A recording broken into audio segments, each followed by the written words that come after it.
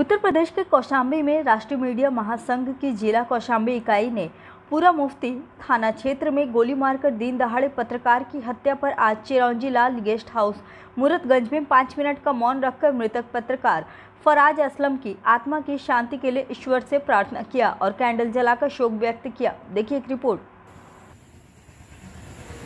आज ये जो धरना प्रदर्शन हो रहा है किस लिए हो रहा है? यहाँ पास आज शोक सभा कौशाम्बी में एकत्रित की गई है। पत्रकार साथी बीते दिनों हमारे एक पत्रकार साथी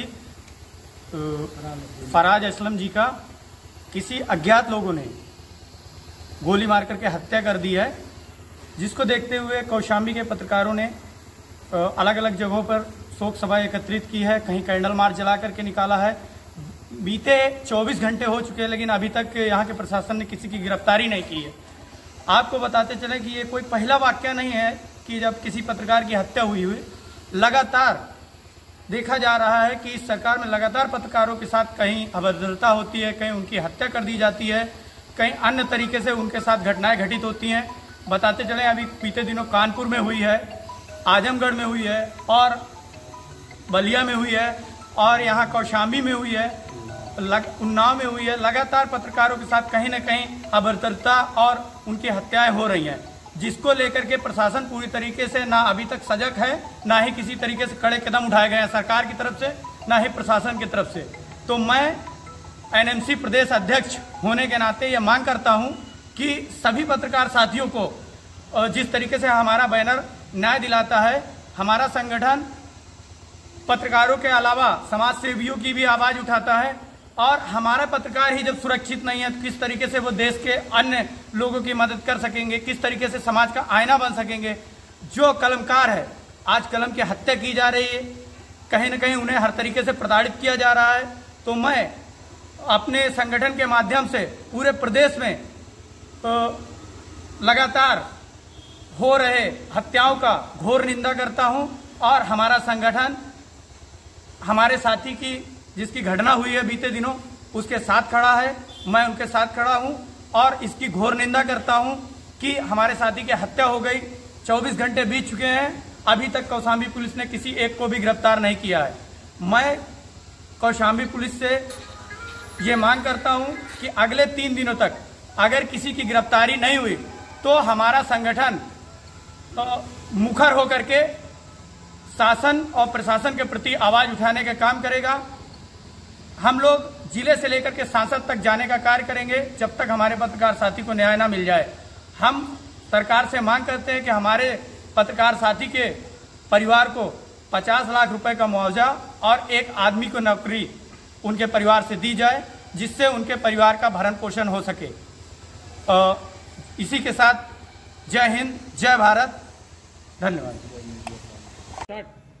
बीते दिन पत्रकार की हत्या हुई है हमारे कौशाम्बी जिले में और राष्ट्रीय मीडिया महासंघ इसकी घोर निंदा करती है और आने वाले समय में भी निंदा करती रहेगी। वहीं कानपुर में आखिर पकड़े गए एटीएम हैकर, पूछताछ में जो खुलासा हुआ उसको सुनकर पुलिस वाले रह गए अवाक। टीम एक ऐसे गैंग को तलाश कर रही थी, एक ऐसे गैंग को पकड़ने का प्रयास कर रहे थे जो एटीएम्स पे जाके फ्रॉड करते हैं। एटीएम पे जाके फ्रॉड करने का इनका तरीका था कि जो एटीएम की मेन जो डिस्क है, जो उसका मदरबोर्ड है, उससे कनेक्ट करके ये अपना सॉफ्टवेयर परचेज करते हैं और सॉफ्टवेयर के साथ उसके मदरबोर्ड को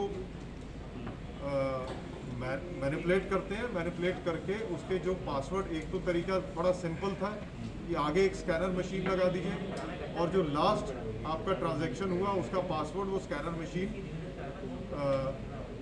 ले लेती है और उसके बाद आप ट्रांजैक्शन बीच में अगर फेल हो जाती तो आप उस ट्रांजैक्शन को कंप्लीट करके मनी विड्रॉ कर सकते हैं। लेकिन इनका मेथड और भी ज़्यादा संगीन है। ये एक बड़ा इम्प्लीमेंट लेते हैं, जिससे पहले जगह बनाते हैं ताकि उसके मदरबोर्ड तक पहुंचा जाए। मदरबोर्ड के साथ अपने सॉफ्टवेयर को, अपने हार्डवेयर को कनेक्ट करके और भी पीछे के ये पासवर्ड्स रिट्रीव कर लेते हैं उससे, और ये एक एटीएम कार्ड, एक एटीएम मशीन से कई लोगों के पासवर्ड्स निकाल के और कई लाख की ट्रांजैक्शन कर सकते हैं। इनके जो अभियुक्त पकड़े गए हैं उनका कहना है कि वो एक एटीएम से कई बार 2-2, 3-3 लाख तक की ट्रांजैक्शन कर लेते हैं, क्योंकि उनको अपनी डिवाइस के माध्यम से मल्टीपल पासवर्ड्स मिल जाते हैं। और मल्टीपल पासवर्ड्स में, बिकॉज एक पासवर्ड में तो लिमिट है एटीएम मशीन पे, जब मल्टीपल पासवर्ड्स उनको मिल जाते हैं तो कई सारी ट्रांजैक्शन वो कर लेते हैं। इस तरह कई महीनों से ये लगातार ये गैंग मध्य प्रदेश में, हमारे उत्तर प्रदेश में, बिहार में, झारखंड में और भी कई प्रदेशों में घूम घूम के ये लोग इस तरह का फ्रॉड कर रहे थे। इसकी कंप्लेंट एक नौबस्ता में भी हुई, उसके बाद इसको ट्रेस करना शुरू किया गया सीसीटीवी फुटेजेस के बेसिस पे और ह्यूमन इंटेलिजेंस के बेसिस पे। और इस तरह का एक इंसिडेंट और भी हुआ था। यहाँ से एक लोग हमारे बिहार गए थे, जिसकी गुमशुदगी बाद में हमारे थाने पे लिखी गई थी। बिहार में सॉफ्टवेयर खरीदने ये जाते हैं और वहाँ से ये लोग लगभग 2-2.5 लाख रुपए का वो सॉफ्टवेयर खरीदते हैं, कुछ इंस्ट्रूमेंट्स खरीदते हैं। इसकी सूचना हमने बिहार पुलिस को, झारखंड पुलिस को भी दी है और वहाँ का जो मेन गैंग है उससे ये लोग लगातार कनेक्टेड थे। हमारा प्रयास है कि अभी 3 मेंबर्स हमने पकड़े हैं, जिनका कहना है कि पिछले 6-7 महीने में, 1 साल में लगभग 2-2.5 करोड़ का ट्रांजैक्शन कर चुके हैं। 5 करोड़ के आसपास का ट्रांजैक्शन पिछले 1 साल के अंदर ये कर चुके हैं। इन्होंने कई गाड़ियाँ खरीदी, कई इनके डोमेस्टिक ट्रैवल्स हैं जहाँ पे जाके कुछ और ऐसी घटना करने का प्रयास करते हैं या अपने ऐशो आराम के लिए घूमते हैं। हम इनके बैंक के जो ट्रांजैक्शंस हैं, इनके जो अकाउंट्स हैं, इनके रिश्तेदारों के, भाई बहनों के भी जो अकाउंट्स हैं, उनको भी सर्च कर रहे हैं। लेकिन ये बहुत ज़्यादा इन्होंने एटीएम्स में जगह जगह घूम के इन्होंने फ्रॉड किया। कई नई गाड़ियाँ खरीदी उस पैसे से।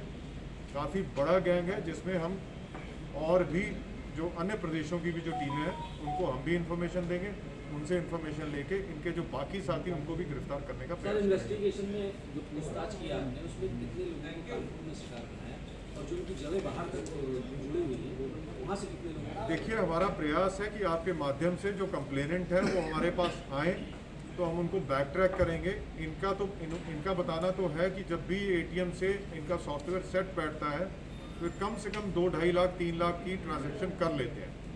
अब जिन के साथ भी इस तरह के एटीएम फ्रॉड हुआ है, मैं आप लोगों के माध्यम से प्रयास करूंगा कि वो अपनी कंप्लेंट्स हमारे तक लाएं, तो हम वो सारी कंप्लेंट्स को सम्मिलित करते हुए इनके खिलाफ बहुत सख्ती से कार्रवाई करेंगे। झारखंड के जामताड़ा जिले का नाम ज़्यादा वो देखिए, वो